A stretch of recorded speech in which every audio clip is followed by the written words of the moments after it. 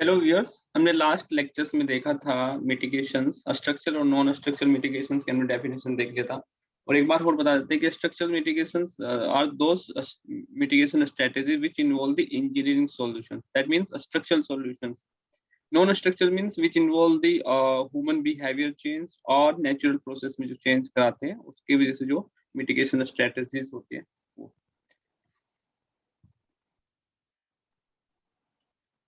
Now we will discuss the structural mitigations. The structural mitigations are those that man controlling the natures. Engineering and mechanical solutions are applied. Structural measures are generally expensive and includes a full range of regulation, compliance, enforcement, inspections, maintenance and renewals. हमने जैसे देखा भी है like अभी dam safety bills भी आया है, या फिर जैसे भाखड़ नागल डैम्स है, तो इनका लगातार क्या करना पड़ता है, इंस्पेक्शन, एनफोर्समेंट, मेंटेनेंस लगातार करना पड़ता है, रिन्यूअल करना पड़ता है, तो otherwise they will also become a disaster for the public. The general structural mitigation groups, इसमें देखा जाता है कि कैसे जनरल स्ट्रक्चरल मिटिगेशन का ग्रुप लाइक रेजिस्टेंस कंस्ट्रक्शन की बात करते हैं, building codes and regulatory measures की बात करते हैं, रिलोकेशंस की बात करते हैं, स्ट्रक्चरल मॉडिफिकेशंस की बात करते हैं, construction of community shelters, construction of barrier, deflections, detection system, physical modification, treatment systems, redundancy in life safety infrastructure। अब हम इनको एक एक करके देखते हैं। सबसे पहले तो रेसिस्टेंट कंस्ट्रक्शन की बात करते हैं, लाइक इसमें तीन फैक्टर्स इन्वॉल्व रहते हैं, financial resources, technical expertise and material resources की भी। किसी भी रेसिस्टेंस, अगर हम बात करें लाइक भुज में अर्थक्वेक आया था, तो भुज में अर्थक्वेक आया था तो वहाँ पे जो स्ट्रक्चर्स था, जो बिल्डिंग्स बनाई गई थी, वो प्रॉपरली डिजाइन और प्रॉपरली उस एरिया की इस एरिया की जो जियोग्राफी थी और टोपोग्राफी को देख करके नहीं बनाया था, क्योंकि वहाँ पे डेजर्टेड एरिया था, तो जो बड़ी बड़ी बिल्डिंग्स थी वो उस जो अर्थक्वेक का जो शोक था उसको नहीं सहन कर पाई थी। तो इसलिए, और वहां पे देखा गया कि सर्कुलर बनी ट्राइबल्स हाउस थे, छोटे छोटे जो हाउस होते थे, मड हाउस होते थे, वो कंप्लीटली सरवाइव कर गए वहां पे, उनका अर्थक्वेक का उन पे कोई भी इफेक्ट नहीं आया। Building codes and regulatory measures की बात करते हैं। One way that government can ensure member of the population supply hazards resistance construction is by creating building codes to guide construction and passing legislation. Like हमने देखा भी है, like गृहिया एक बनाया हुआ है, जो एक बिल्डिंग कोड्स बनाए हुए हैं, या फिर जो अर्थक्वेक सिस्मिक जो कोड्स गवर्नमेंट ने बनाए हुए हैं प्रॉपर। लाइक हम देखते हैं कि देहरादून या मसूरी जो पहाड़ी एरियाज होते हैं, वहाँ पे किस तरीके का कंस्ट्रक्शन होगा, क्या मटेरियल का जो रेशो रहेगा वो किस तरीके का रहेगा, वो सब।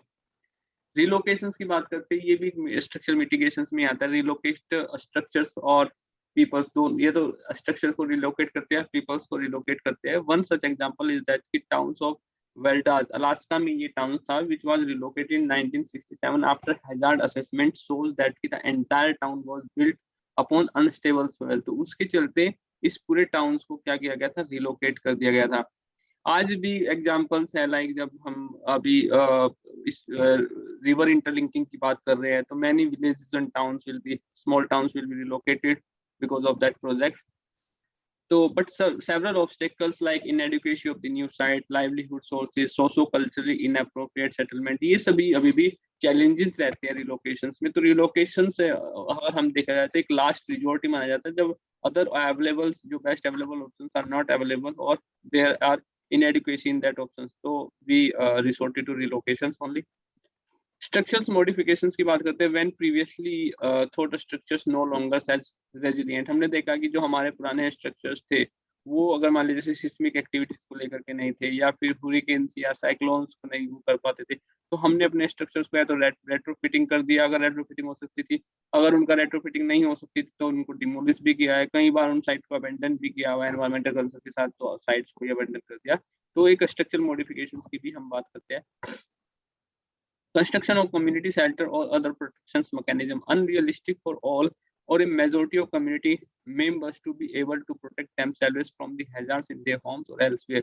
It will work only when effective early warning system हो, क्योंकि अगर हम shelters में populations को भेजना चाह रहे हैं तो अगर early warning systems होगा only तभी वो काम कर पाएगा। Rule out several hazard for which it is not possible, like अगर हम फ्लैश फ्लड्स की बात करते हैं, अर्थक्वेक की बात करते हैं, तो उस केसेस में early warning system is not so effective, तो वहाँ पे ये कम्युनिटी शेल्टर काम ही नहीं करता। तो इसका मतलब ये है कि जो हैजार्ड्स है तो यहाँ पे जो हमारे स्ट्रक्चरल मिटिगेशन मेजर रहते हैं वो हैजार्ड स्पेसिफिक है। तो जो भी हैजार्ड्स होगा, टाइप्स ऑफ हैजार्ड्स है, उस हैजार्ड के हिसाब से हम अपने स्ट्रक्चरल जो मिटिगेशन मेजर्स हैं उनको सिलेक्ट करते हैं। जैसे ये निसिकी टावर इन कीज है, ये एक हैजार्ड स्पेसिफिक है। अब ये इसका जो टावर्स का जो काम होता है, ये हुरिकेन्स और साइक्लोनिक जो इवेंट्स होते हैं कोस्टल एरियाज में, ये जापान में फेमस है, तो ये कोस्टल एरियाज में बनाए जाते हैं वहाँ पे। तो ताकि एक जो पब्लिक्स है वो एक जो रश टाइम रहता है उस समय पे पब्लिक्स को प्रोटेक्ट करने का काम आता है from cyclone and hurricanes. Constructions of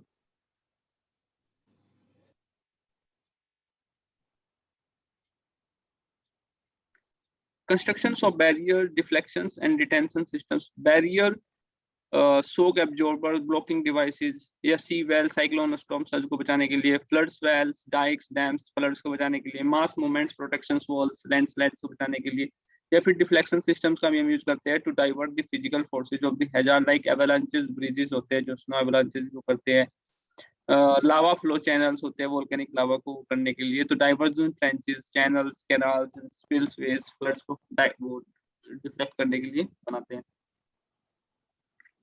detection systems की हम बात करते हैं जिसमें टेक्नोलॉजी का बहुत बड़ा रोल रहता है। इसमें इमेज सैटेलाइट्स की हम बात करते हैं, इमेज जो रिमोट सेंसिंग सिस्टम्स होता है, chemical, biological, radiological and explosive detection system की बात करते हैं, ground movement monitoring system, seismic volcanic activity, dam failure, expensive soils की बात करते हैं। फिजिकल मॉडिफिकेशंस में क्या होता है कि attempt to alter the physical landscape in such a manner that hazards livelihood और consequences is reduced.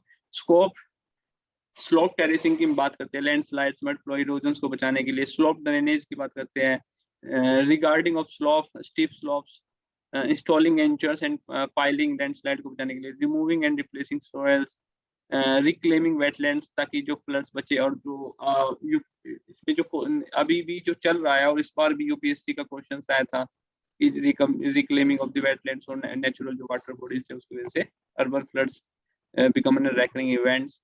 Dredging rivers and channelizations की बात करते हैं, ड्रेजिंग रिवर की बात करते हैं, बिल्डिंग कल्वर्ट्स की बात करते हैं। Thank you sir.